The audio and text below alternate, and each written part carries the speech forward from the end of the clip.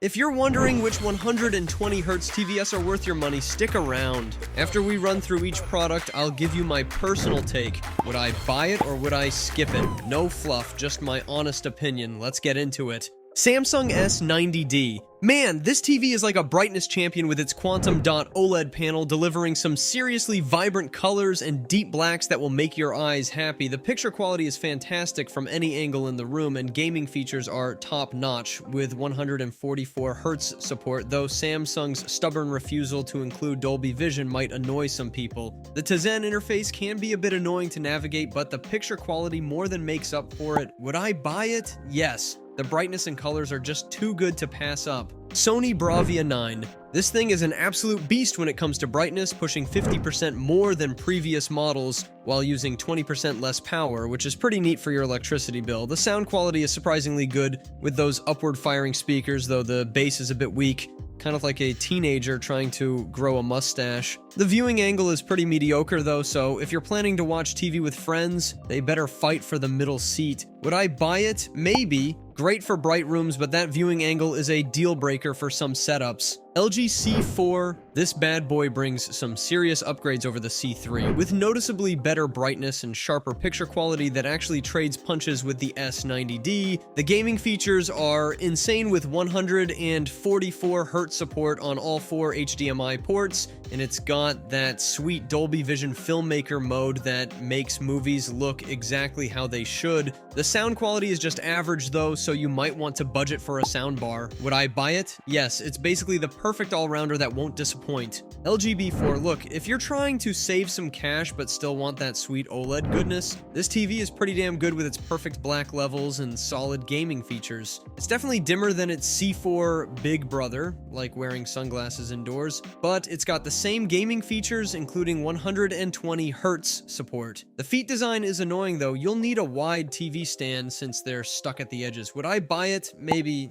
Great value if you're watching in a darker room and don't mind the dimmer screen. Hisense U7N. Listen, this television is bright as hell, hitting up to 1,500 nits of peak brightness, which means it'll blind you in a dark room, but hey, at least you won't see the blooming effects around bright objects. The colors are surprisingly accurate for a budget television, and the gaming features are pretty solid with that sweet 144Hz refresh rate. But damn, they really messed up by only including 2 HDMI 2.1 ports, and that 13.2 millisecond input lag is kind of embarrassing for 2024. Would I buy it? Yes, because it's basically a premium television wearing a budget price tag. TCL Q6, well, look who showed up to the party with a 60Hz panel trying to fake it till they make it with some game accelerator 120 inches feature. The brightness is decent, and the colors pop thanks to that quantum dot technology. But let's be real, this is like bringing a knife to a gunfight when compared to the other TVs here. At least they were kind enough to give us 2 stand configuration options, so you won't have to buy new furniture. Would I buy it? No, because pretending to be 120Hz doesn't make you 120Hz. Sony A95L. This bad boy is what happens when engineers get unlimited budget and zero supervision. It's got incredible brightness, perfect blacks, and probably the best motion processing I've ever seen. The built-in speakers actually don't suck for once, using some fancy screen vibration technology that somehow works better than most soundbars. The only real issue is that massive price tag and the fact that the feet are spread so wide, you'll need a whole damn entertainment center just to hold it. Would I buy it? Maybe if I win the lottery and own a furniture store.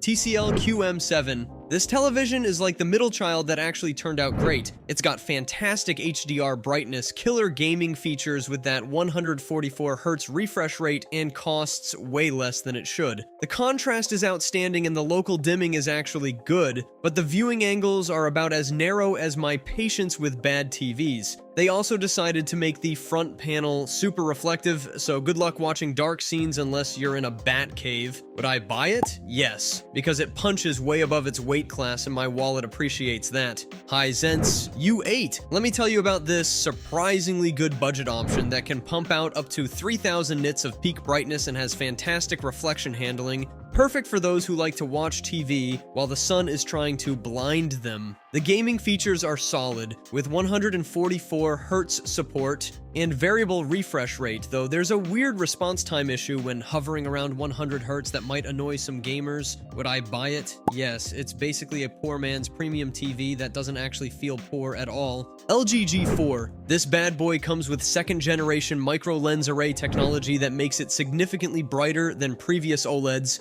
hitting up to 3000 nits, and has gaming features coming out of its ears with 144 Hz support across all 4 HDMI 2.1 ports. The picture quality is damn near perfect with infinite contrast and incredible motion handling, but you'll need to sell a kidney to afford one. Seriously, the price tag is brutal. Would I buy it? Maybe, if I won the lottery and didn't need both kidneys. Samsung S90C. This quantum dot OLED delivers some seriously impressive brightness levels around 1100 nits and has gorgeous colors that make everything pop. Plus, it handles gaming like a champ with 144 Hz support. The smart interface is a bit messy, and there's no Dolby Vision support, which is kind of dumb for a TV at this price point, but the overall package is pretty sweet. Would I buy it? Yes, it hits the sweet spot between price and performance without making you file for bankruptcy. Samsung Q80D. This mid-range warrior comes with some surprisingly premium features like 120 Hz support on all 4 HDMI ports and incredibly low input lag at 9.8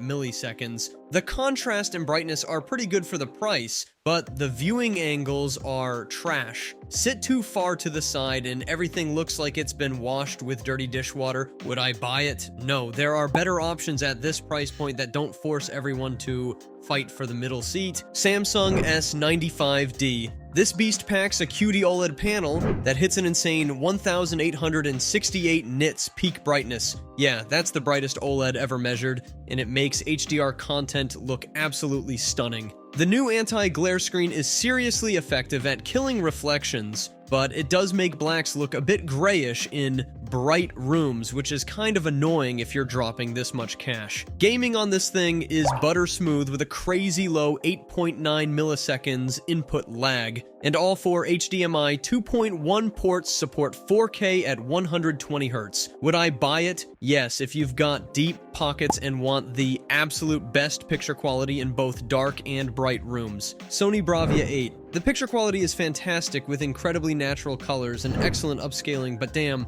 Sony really cheaped out by only giving us 2 HDMI 2.1 ports. Good luck connecting all your gaming stuff. The built-in speakers actually sound amazing thanks to Sony's weird screen vibration technology, and the 12.6 milliseconds input lag isn't terrible, but it's not winning any awards either. The Google TV interface is pretty solid and comes loaded with all the streaming apps you could want. Would I buy it? Maybe great picture quality, but those 2 HDMI 2.1 ports are a real pain in the neck. Sony X90J. For a mid-range LED TV, this thing punches way above its weight class with fantastic upscaling and killer contrast thanks to its full-array local dimming. The sound system is surprisingly decent with 2 side tweeters and down-firing woofers, but let's be real, you're probably going to want a sound bar. Just like its fancy BRAVIA 8 cousin, it's also stingy with HDMI 2.1 ports. Only 2 of them support 4K at 120 Hz.